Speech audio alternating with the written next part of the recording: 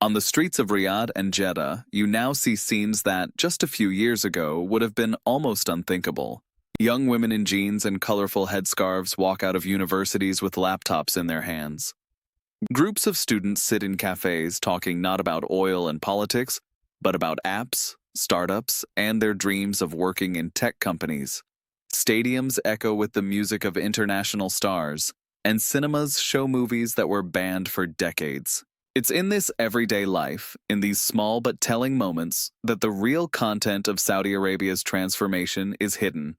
No economic plan, no budget, and no flagship project will work if society doesn't believe in it.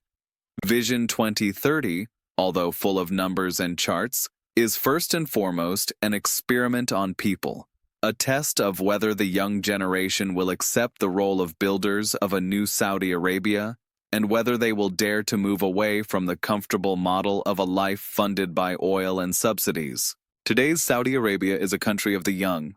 7 out of 10 people are under 35. It's a generation that doesn't remember the desert poverty of their grandparents, but does remember the moments of crisis when oil prices fell and money for benefits suddenly disappeared. It's a generation of the internet, smartphones, Instagram, and YouTube, fully aware of what life looks like in Dubai, London, or California. A generation that compares, judges, and demands change. And it's on this generation that Crown Prince Mohammed bin Salman has placed most of his hopes. It is young Saudis who are supposed to become programmers in NEOM, managers in new companies, tour guides in the tourism sector, doctors in cutting-edge clinics, organizers of concerts and sports events. They are the ones meant to prove that the kingdom can be more than just an oil state. But are they really ready? Can those raised in the shadow of marble palaces and free public services accept a new reality in which they have to compete, take risks, and work harder than ever? Can a vision of the future overcome the inertia of the past? Those are the questions at the heart of this new journey. At the center will no longer be a barrel of oil or royal decrees, but one ordinary young Saudi. Let's begin. Imagine this. Abdul Rahman is 25.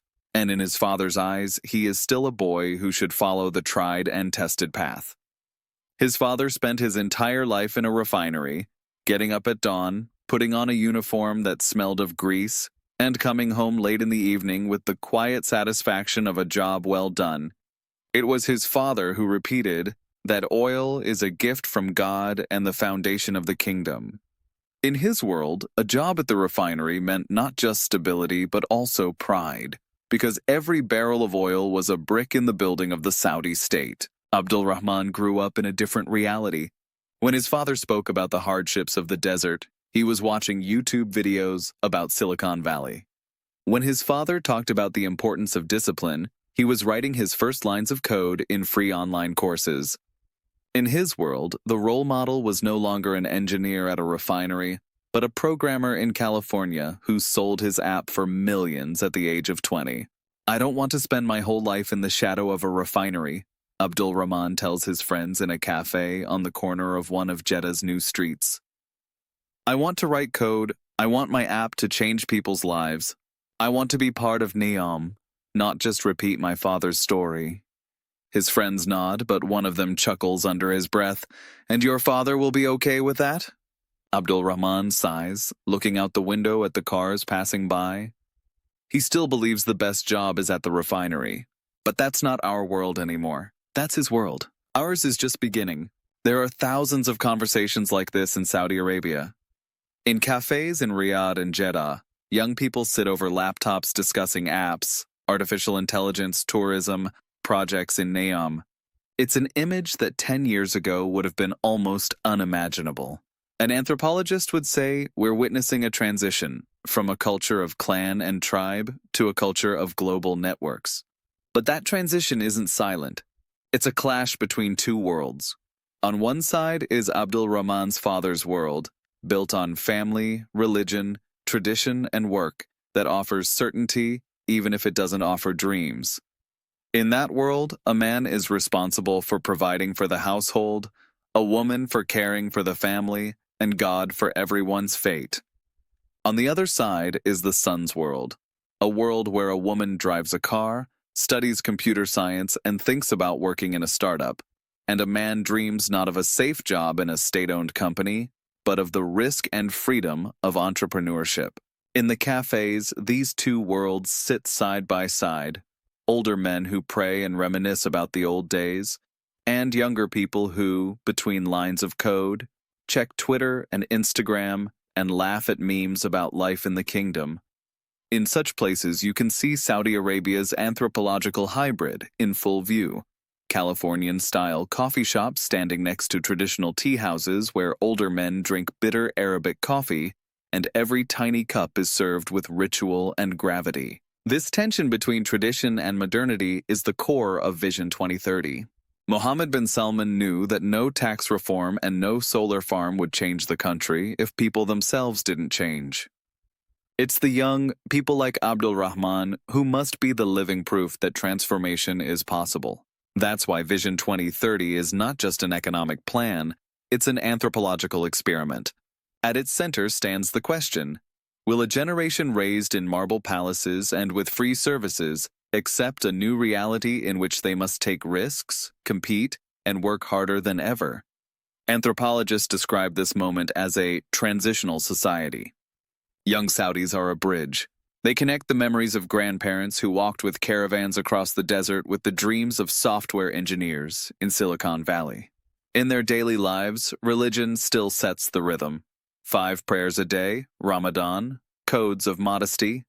But alongside that are global images, concerts, movies, apps, global brands. What to Abdul Rahman's father feels like a betrayal of tradition is, to him, simply natural evolution. My mother never drove a car. I drive to university every day in my own, says his sister Aisha. My mother never went to the cinema. I go every week. But the most important thing, she never thought she could work in tech, and I want to code in NEOM. Her words sound like a declaration from a generation that doesn't just want to consume oil wealth, but wants to create something that reaches beyond the desert. It is in this generation that Mohammed bin Salman has placed his biggest bet. Ultimately, no vision exists without people willing to make it real. NEOM can be drawn in architects' plans and rendered in perfect 3D, but if people like Abdul Rahman and Aisha don't choose to live there, it will remain a city without a soul. That's why the conversation in a cafe in Jeddah is just as important as the signing of a contract with a global corporation, because it is there, in the words of young people, that it will be decided whether Saudi Arabia can move from the kingdom of the barrel to the kingdom of vision. NEOM as an invitation to the world? In the months following the announcement of Vision 2030, Riyadh looked like the stage of a huge show. Investors, CEOs of global conglomerates, heads of funds, and startup founders all started flying in. Hotels were packed, and streets that usually filled with cars and pilgrims on their way to the airport turned into a place where two worlds met, East and West, gathered in expensive suits and flowing abayas. That's when the first edition of the Future Investment Initiative took place, quickly dubbed by journalists as Davos in the Desert. A giant conference center in Riyadh filled with LED screens flashing slogans about innovation, the future, and technology. Mohammed bin Salman walked onto the stage under the gaze of CNN and BBC cameras, and next to him sat the heads of McKinsey, SoftBank, Siemens, BlackRock. The atmosphere felt like the premiere of a sci-fi blockbuster, except that instead of actors on stage, there were investors and politicians, and instead of special effects, billions of dollars. Saudi Arabia was sending a clear message: we will not build this alone. We need you. We need your technologies, your people, your know-how, and we will pay generously. For many companies, it sounded like a dream. In Europe or the US, they had to fight for grants and public tenders. Here, they were being offered a blank page and a budget counted in hundreds of billions. The Saudis created special economic zones where foreign investors could operate under different rules than in the rest of the country. Visa barriers were lowered, markets opened, and big contracts started to roll in one after another. Picture a conference room where a young founder from Berlin sits next to an engineer from Tokyo and a consultant from New York. They're discussing the future of transport in NEOM, while behind them on a big screen scroll visuals of futuristic pods that are supposed to replace cars. Only recently these people had to scramble for attention at tech fairs in Europe. Now they've been invited to a kingdom telling them, "Test your ideas here.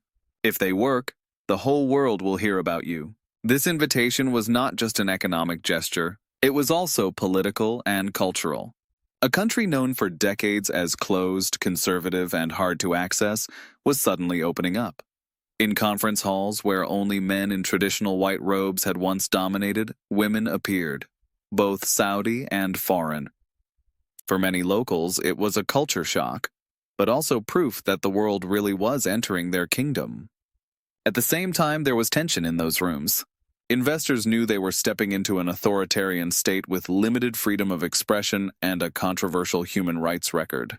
They also knew that opportunities on this scale come once in a generation.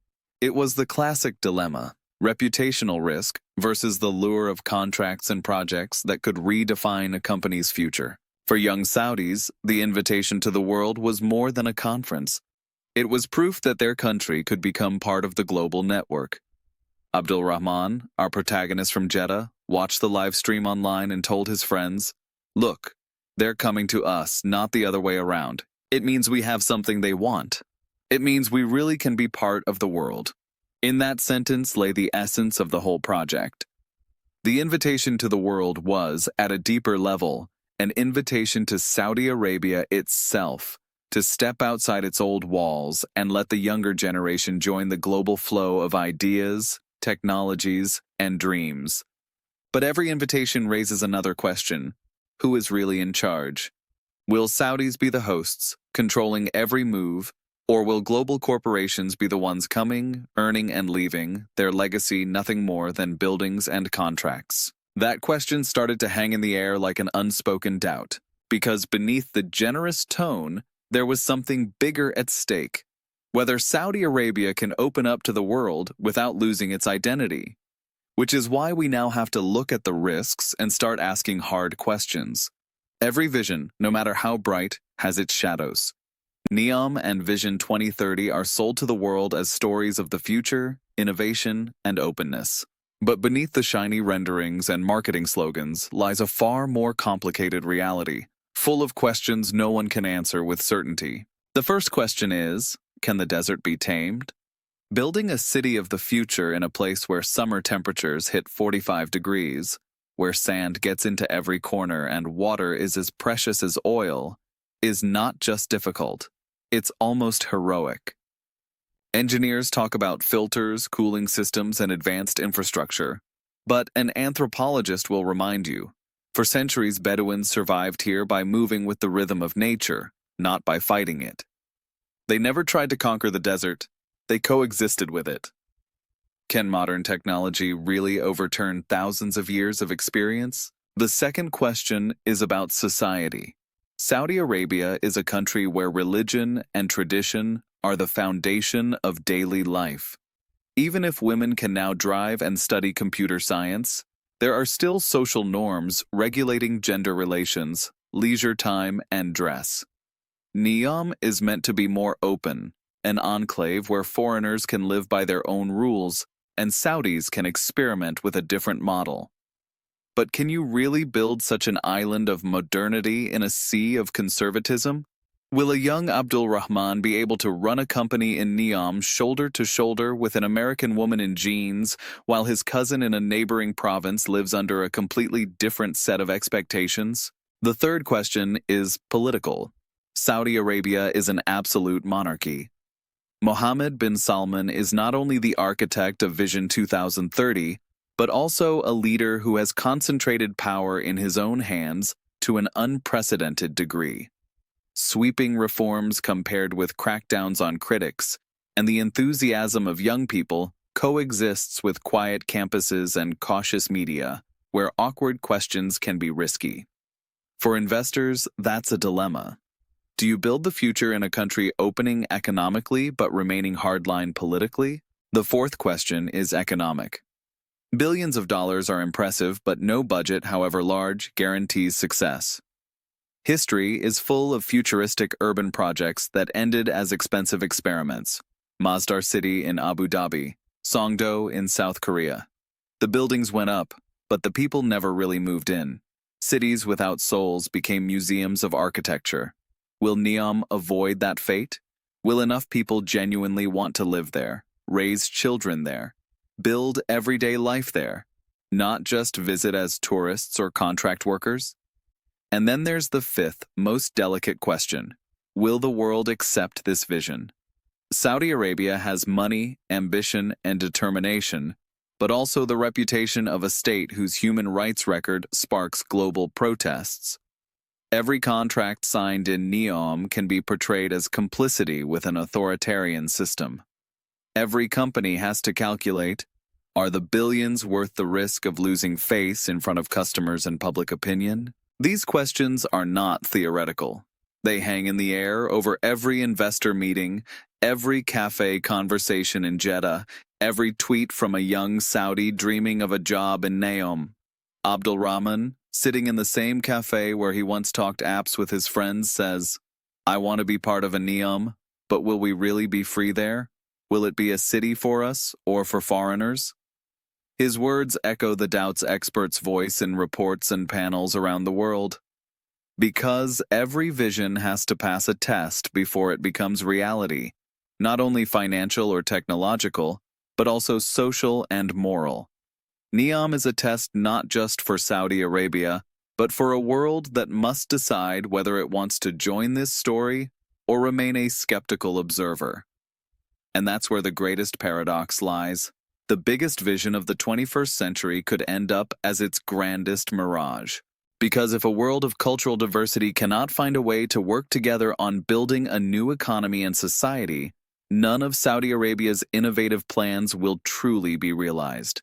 You only have to walk the streets of Riyadh to see how two worlds blend and collide. In one cafe, an older man in traditional dress sits quietly. He drinks bitter Arabic coffee poured into tiny cups, with a silver tray of dates beside him, symbols of hospitality and continuity. He talks with a friend about the old days when oil flowed in a wide stream and the state provided everything: a home, a salary, a secure future for his children. His voice carries nostalgia and pride, the conviction that his generation built the foundation upon which the kingdom stands. A few streets away, in a modern co-working space full of glass and neon lights, a young woman sits at her desk. She wears jeans and a light hijab, a MacBook open in front of her, and a latte from a trendy coffee bar in hand. She's writing code for an app she wants to pitch at a startup competition organized by NEOM. Her world has nothing to do with her father's desert stories or the ritual of Arabic coffee. She lives in the dream that one day her project will hit international markets, and she herself will become a symbol of the new Saudi Arabia. That contrast, the older Bedouin sipping coffee and the young coder tapping away in a co-working hub, is the image of the entire kingdom. Two worlds that exist side by side, and no one yet knows whether they'll manage to merge. An anthropologist would say this is a clash between two cultural models. The first is built on tradition, religion, family, and honor. The second on globalization, technology, individual ambition, and personal dreams. In the old world, the community decides the fate of the individual. In the new, the individual tries to carve out their own path, even at the cost of family tension or social disapproval. But the contrast isn't only cultural. It's economic and political as well. The older generation worked in oil-dependent sectors: refineries, administration, state-owned firms. The younger generation dreams of IT, tourism, culture, biotech. Older Saudis believe security comes from stability and loyalty to the state. Younger ones want to take risks, compete, and join the global game. You can hear the tension in everyday conversations. Abdul Rahman's father tells him, "Son, don't waste your time on these computers. The refinery means stability, a secure living. Look, I had a job my whole life and we never lacked anything." Abdul Rahman answers, "Dad, that's not enough anymore. Oil is running out. The world is changing. If we don't try something new, we'll be left behind." In that brief exchange lies the entire drama of contemporary Saudi Arabia. a conflict between a past that offers safety and a future that is uncertain but necessary. Can these two worlds coexist? Will the older Bedouin and the young programmer find a common language? Or will NEOM become an isolated island of modernity, disconnected from the rest of the country, while traditional Saudi Arabia carries on as before? Those questions hover over the entire Vision 2030 project. No city, no investment, no budget can guarantee that a society will succeed in weaving its contradictions into a coherent whole. Yet this is the true stakes. Will Saudi Arabia become a mosaic where old and new complement each other, or a battlefield between past and future? And in that single image, the older man drinking coffee and the young woman coding, the answer is already sketched. Because today, Saudi Arabia is exactly that, a land of contrasts, where every day is a test of whether two worlds can be brought together. Looking at the kingdom on the threshold of the 2030s, it's hard to shake the feeling that this is a country torn between dream and reality. On one side, refinery flares still burn, reminding everyone that oil remains the heart of the economy. On the other, slick NEOM promos fly around the internet, showing futuristic buildings, magnetic trains, and luxury resorts that look as if they belong on another planet. This tension is not abstract. It lives in everyday life. Abdulrahman, sitting in his cafe, dreams of working in NEOM but knows that tomorrow he'll go home and hear his father repeat the mantra of refinery stability. His sister Aisha sees her future in tech but also knows every decision she makes reflects on the honor of the whole family. Their father, sipping Arabic coffee, feels pride that he has raised children with big dreams, but also fear that those dreams may pull them away from tradition and community. In this daily drama lies the true meaning of Vision 2030. NEOM is not just a city, it is a symbol of a transformation unfolding in people's hearts and minds. It's a test of whether a society can adopt new values without losing the old ones. Whether young people can be global and still rooted in the culture of Islam and the desert. Whether the wealth of oil can be converted into wealth of ideas. For the rest of the world, the question sounds slightly different. Do we believe in this transformation? Will we treat Saudi Arabia as a partner or as a paradox, all shine and shadow? Will global corporations accept the invitation and help build the future? Or will they turn away, wary of political risk and public backlash? All of this makes NEOM not just an urban development project, but a civilizational laboratory.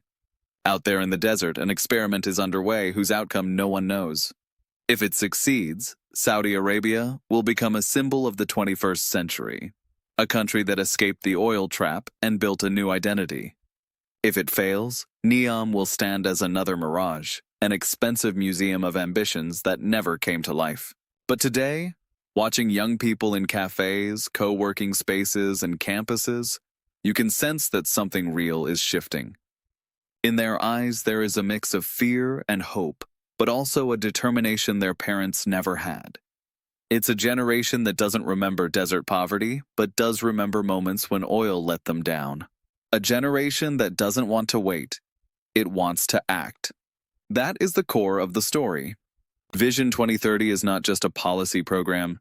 It is a tale of a nation trying to slip out of its own past and build a future it cannot yet fully imagine. Every Abdulrahman, every Aisha, every father, and every mother is part of that story. The conclusion of this episode is not the end of the series. It's more like an open question hanging over the desert like wind-lifting grains of sand. Will this transformation really succeed? Will the desert accept a city of the future? And that's the question we'll end this chapter with.